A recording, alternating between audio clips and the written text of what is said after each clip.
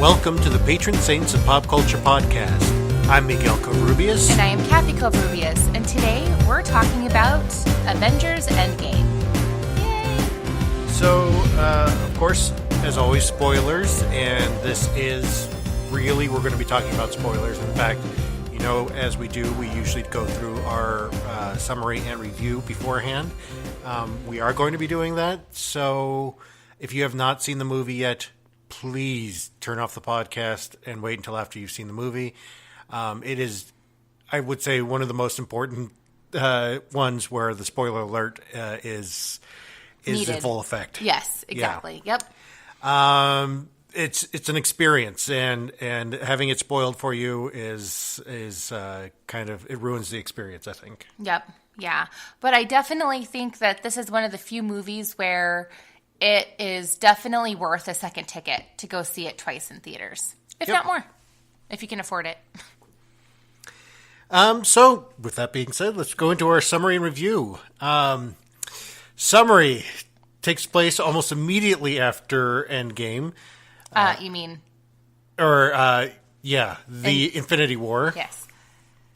So, and then does a time jump in there. So there is, comes from right after Infinity War to 5 years later. And you get to see some of the aftermath of the snap, the snapping, as I like to call it. The heroes then plan a time heist and sort of pull off a time heist and come back to a massive Marvel battle in which somebody dies. It's just somebody dies. Oh my gosh. Okay. All right. I'll try the best that I can. So, okay. Again, right after Infinity Wars, everybody gets together and they're all bummed because, half the population is gone. They initially think that they're going to go ahead and fix everything by killing Thanos. They don't.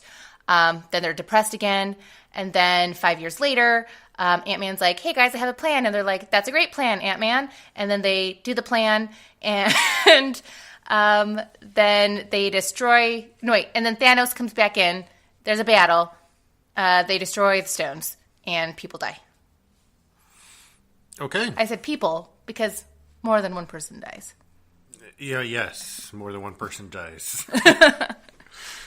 Although most of the other ones are not important. The characters are not appearing in this film. I think that, spoiler alert, Thanos dying is important.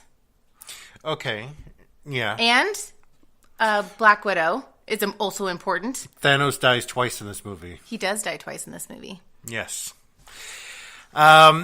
So, on to our review.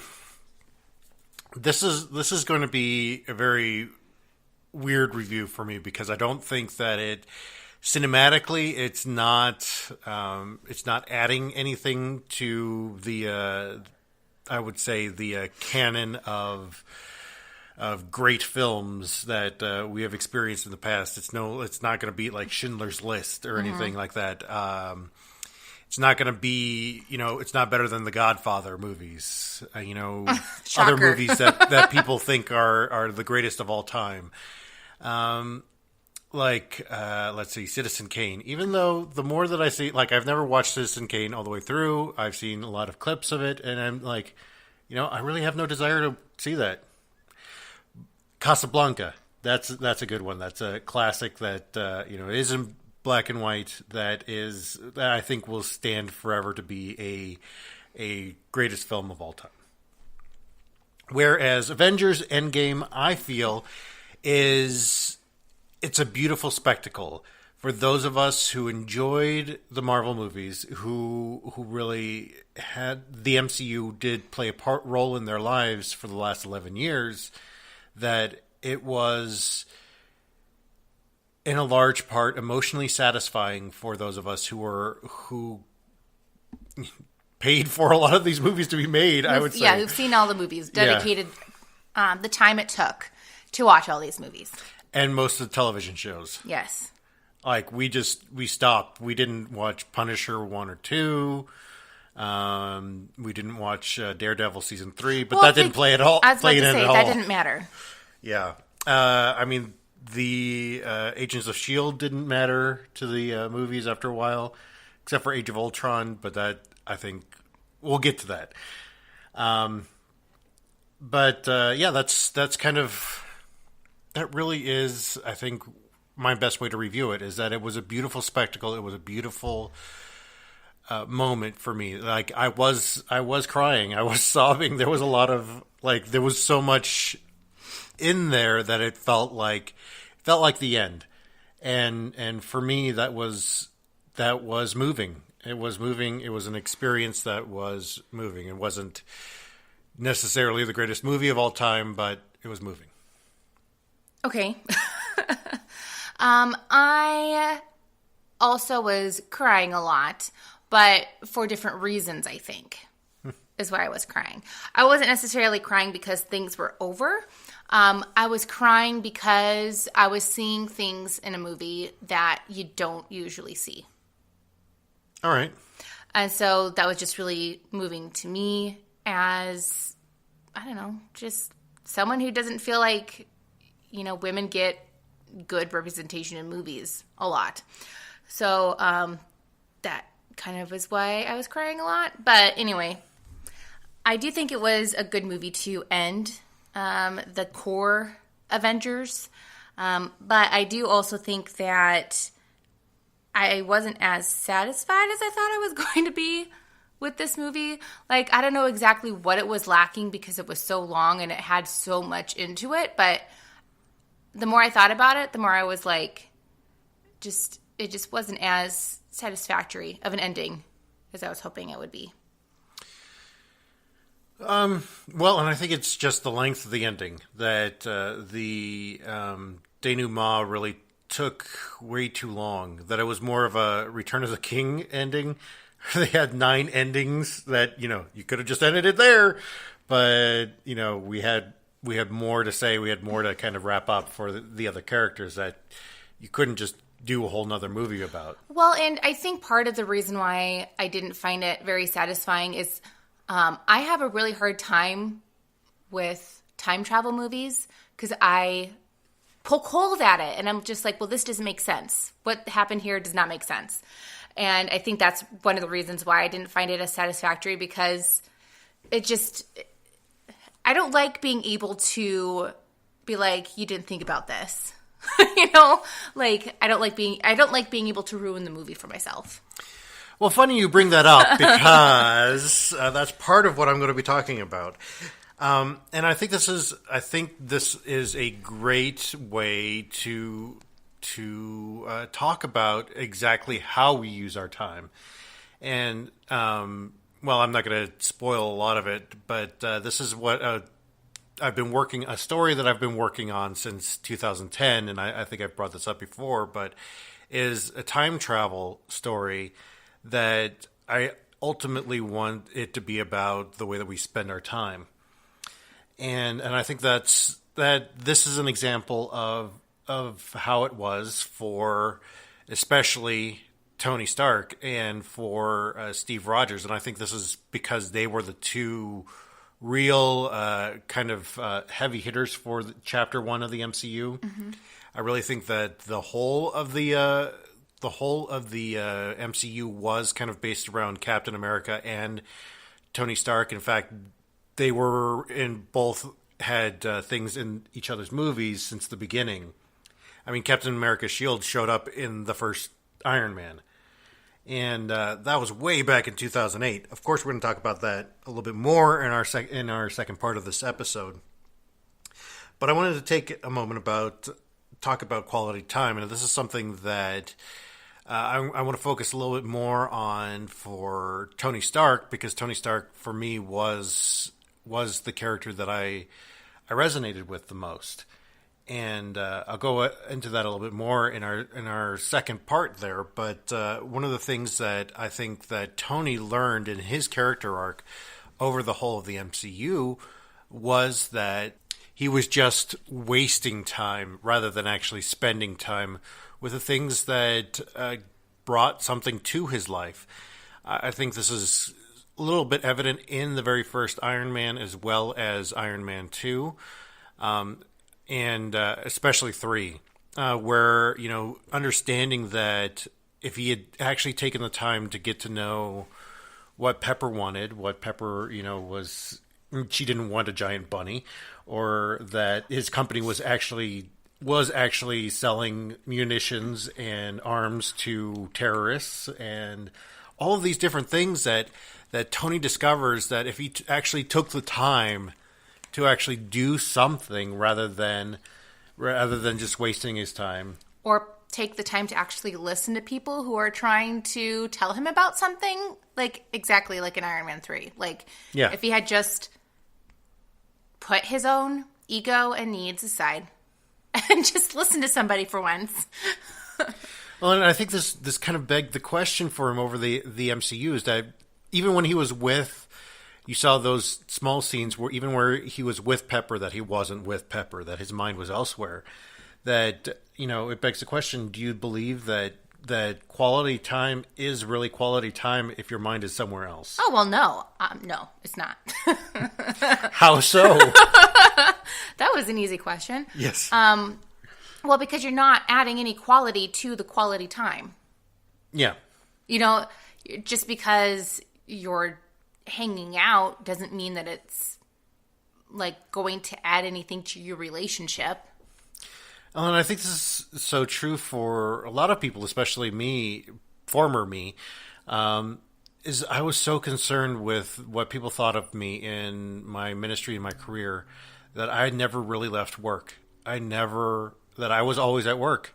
Mm-hmm. I was never home. Sometimes we were literally at your work. Yes, that's true. We lived on a campus once. Yeah. Yeah. And I think this is another reason why Tony's character resonated so much with me, was because, some of those same things that he was discovering about time were some of the things that I myself needed to learn. And this movie in Endgame, when Tony finally gets one of the things that he desires, he gets, his farm, he gets to be with Pepper finally. He gets to have his family, and he gets to have, I forgot what her name was, Morgan. Mm-hmm. He gets to have Morgan, and, he gets to finally be there. And even then, his mind is still elsewhere. Like, he's still on losing Peter on Titan, and somewhat to an extent also thinking about his relationship with his dad too, not having any quality time with his dad. Oh yeah. Well, and I think this is throughout the MCU that was always kind of there at him. It was an antagonism for him, that he was always so wrapped up in his father's legacy that he was not creating his own. Which is so funny because, like, if you think about it, Tony Stark's and, oh gosh, what's his dad's first name? Howard. Yeah, Tony Stark and Howard Stark, when it comes to their legacy, completely different in my mind. Completely different. And I think you see this kind of transition for Tony beginning in Civil War, when he first meets with Peter Parker, and then kind of moving on from there, and then into Infinity War, he really has that turning point where Peter dusts in his arms. Mm-hmm. And, Tony, I think at that point is devastated. He is completely broken. Well, this is the first, person that he feels responsible for. Exactly. And he understands a little bit of, I think, fatherhood in that moment, even though he was a surrogate father for Peter. Mm-hmm. He didn't realize it until he lost it. And I think that's why, beginning with Tony's struggle in the starship, and then him coming back to Earth, and then just freaking out on the rest of the Avengers, no, he's broken. He's a completely broken man at that point. I love how they made him thinner and look sickly in that scene. Well, when you're out in space for that long, oh, yeah. Even astronauts, when they come back to Earth, they can't really walk very well. They have to have assistance. Like, it takes a while for them to recover because they lose a lot of their muscle mass. Yeah. I love that the next scene you see him when he has an actual kid. He's happy he got what he wanted, but he still isn't there. But, he's still trying to be a part of his daughter's life and Morgan's life. And so that then kind of brings up the idea. I kind of had an absentee father. My father was always working. He was a workaholic, and he was hardly ever home. And he never showed up to any of, like sporting events or, shows or anything else like that. It was on a rare occasion that he did, but for all intents and purposes, he was absentee. And I mean, that was something for me that I didn't care if my dad was thinking about work. I would have just loved him to be there. Is presence important? Even if the person's mind isn't there, but just being there. Well, I think it depends on the relationship. Like with you having an absentee dad, it was important for him to be there. And for me, it's not really the same situation, but I also had a dad who, I think he went to one of my band concerts. I don't even think he went to he went to one of my shows in college, like for like theater, but I think that was it. And but it meant a lot when he was actually there, even though I know he didn't really enjoy it. Yeah. And see, that's why I ask you, is because you have a completely different perspective. You grew up with a dad who kind of was there, but not fully there, I feel like our situation is more similar than you realize. Well, okay, yeah. I was speaking more about sort of the addiction and him not being there mentally ever, really. Yeah, but that's similar to your dad. Like, he was clearly like not there even when he was there. There was other things on his mind. All right. Would you disagree? No, I don't disagree. That's something that's, I really feel was maybe a distinction that that we may have made, but maybe not, because my dad was like, he slept at the house, but that was about the only time that we ever saw him because he was always at work. So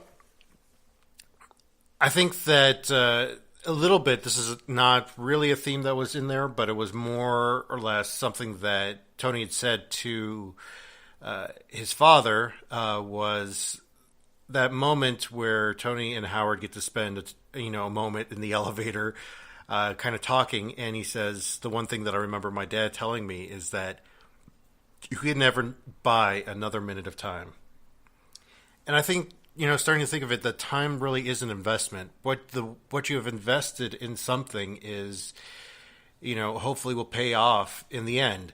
Like, for me, that's why this movie was an emotional payoff for me, was because I had invested so much in the MCU. Invested so much time, so much money, so much energy in thinking about these characters and their stories and how their stories relate to my life. And to me, especially, that, that was an investment. How is time an investment for you? I think that time is an investment because you don't have an infinite amount of time. Like, there's a finite set of time that you have just as an individual. And so the more that you put your life's time into something, that's considered an investment, because that's time that's taken out of like your bank that you have set aside that you could use towards something else.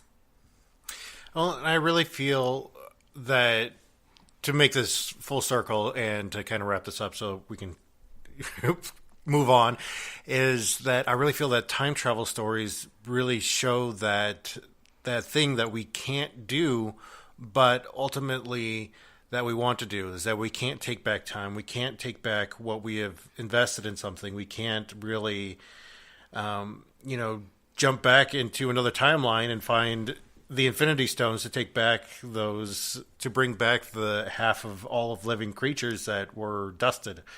That's not something we can do. And I think this is something that ultimately, it's out there. It's a way of saying, we thank you so much for the investment that you made in us, and for all of these years for the MCU. But we'll talk more about that in the second part. Mm-hmm.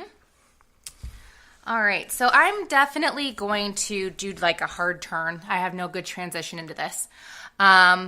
So I think I'm just going to talk about the elephant in the room and talk about Thor. Well, yeah, the elephant in the room. Yes. So that's one thing that I actually want to but I want to bring up. I am a little tired of overweight people being the butt end of the joke. Yeah. I think that it is insensitive, and I think that it's just, the majority of Americans know, like, they are overweight, and they know that they're overweight, and I just don't think that it's okay to make fun of.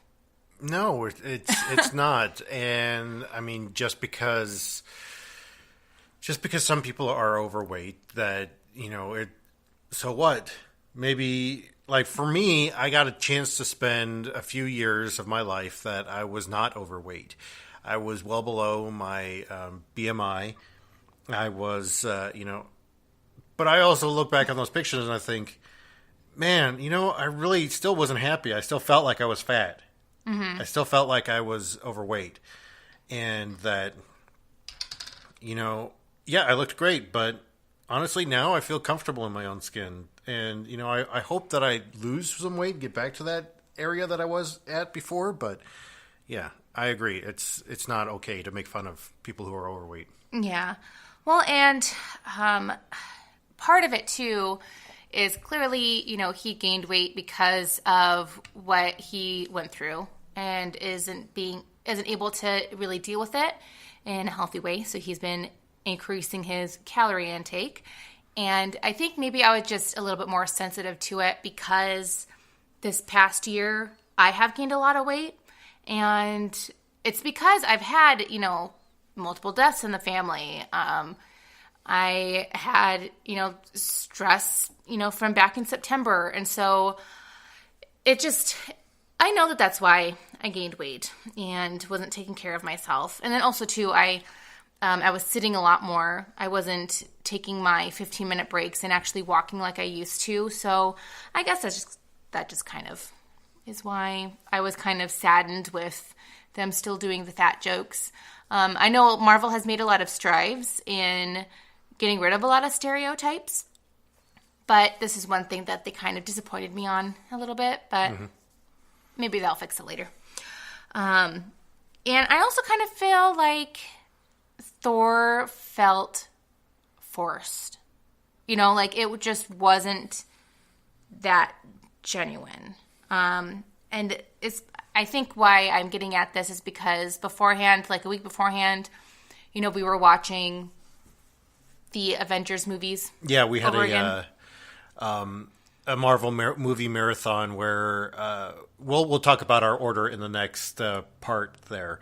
But we watched all the movies before Endgame. Yeah, so the Regal Thor was on my mind because in his standalone movies, he's very, he is a little pompous, but he's very regal and stately, I guess. And this was just, I don't know, I feel like I understand why they're going the direction that they're going with Thor, but it just feels weird to me. Well, it wasn't earned. I feel that between Ragnarok and Infinity War, there was no time because the end credit scene was the beginning of Infinity War. And then you have that moment where, Thor's, all depressed and everything else at the very beginning of Endgame. And, he goes and kills he goes and kills Thanos, but there it still was not an earned change for him. He changed from still this he's going to be a leader of his people. He knows that he's a leader of his people now, that he's going to be doing that at the end of Ragnarok. And then Endgame happens. He's going to get his new hammer and everything else, but he's still kind of in that mode that he didn't earn that change to be, oh, woe's me, Thor. Yeah. And I think that, the original Thor that we were introduced to, he's definitely more of a busybody. And I feel like when busybody people tend to go through circumstances like that, they continue to be busybodies because they need to get it off their mind. They need to be thinking about something else. And I mean, he has always been very purpose driven, like you already explained already. And it's not like since the end of Infinity Wars, he didn't have enough stuff to do. Like he had to basically rebuild a whole kingdom again from scratch. So there was definitely plenty of stuff for him to do, and he just kind of ignored it and let other people take care of it. And I just feel like that was just really out of character, especially based on the first couple of movies that they did with him. I really feel like the scenario of him becoming a slob in his house was just not him. Yeah. It was definitely out of character. So what is something that you do that people would think would be out of character for you? See, there are a lot of things that I really don't know that people know me all that well. So there are a lot of things that, like, I'm not sure that what people would believe that I do actually do, that people wouldn't believe that I do it. Like, for instance, my writing, I know that a lot of people wouldn't think that, oh, you're actually writing something. So that might be something that people may be surprised by. Okay. Well, one thing that I think people are surprised by with me is the amount of jobs that I've done. I have done many jobs. In fact, I don't think I can list all of the jobs off because I've had so many. So I think and the types of jobs too. Like, they're not just like, I've been in customer service for like 20 years. Like, I was a cake decorator. I was a lawn maintenance worker. Like, so the types of jobs varied. And I think that kind of is interesting to some people. I think that maybe what the writers and directors were trying to get at was that he is, a demigod and a prince. And as we can tell in the previous movies, he was raised being told that he could and would always win. Like, he's just not used to failing. Like, it's just not in his vocabulary. And so when he does lose, it has such a huge impact on him that when he just falls hard because he's never failed before. So he doesn't know what to do with himself. He's just simply not used to losing. And even though he did kill Thanos, and so technically he should have won, yeah, he still lost because in the process of him winning by killing Thanos, he lost his home. He lost the majority of his people. He lost his family. And so it's just not something that he's used to. It's just not something that he has had any experience in trying to deal with. Mm-hmm. So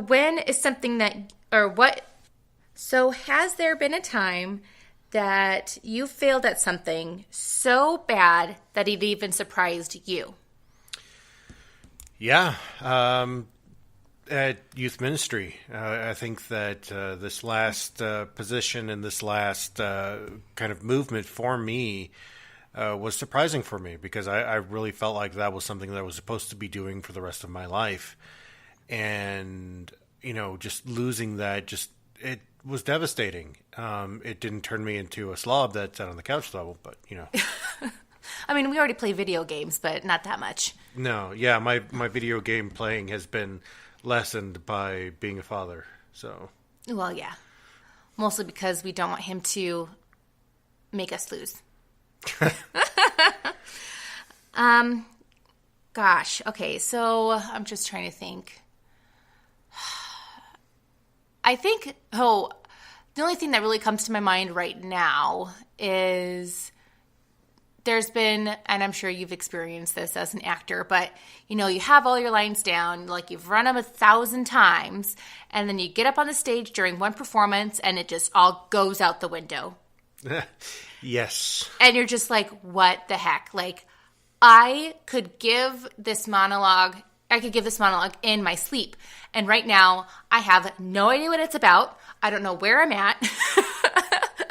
And I just got to kind of BS my way through it. And let's not kid ourselves. The audience knows. Oh, yeah, the audience knows. Yep. Especially if, those pregnant pauses that, that aren't supposed to be there. And then you look at your the other person on stage in a panicked look, please help me, and they're just like, I don't know. Yeah. What mistakes do you think that they did to Thor? Ones that I haven't already mentioned. Well, I really feel that his character arc isn't over yet.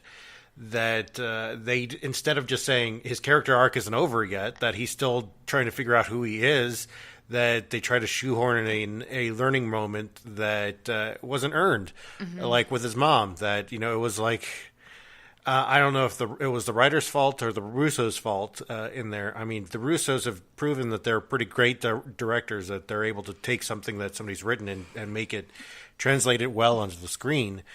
But it just, that for me I felt was a little out of it.